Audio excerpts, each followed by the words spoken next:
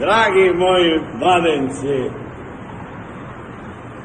u životu je najvažnije ne raditi ništa.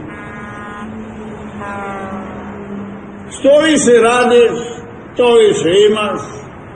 Što više imaš, to više gubiš. A što više gubiš, manje imaš. Znači, što više radiš, manje imaš. Ako hoćeš sve da imaš, ne smiješ da imaš ništa. Isto Hegel kaže, svaki iskaz treba da ima svoje ograničenje. Zato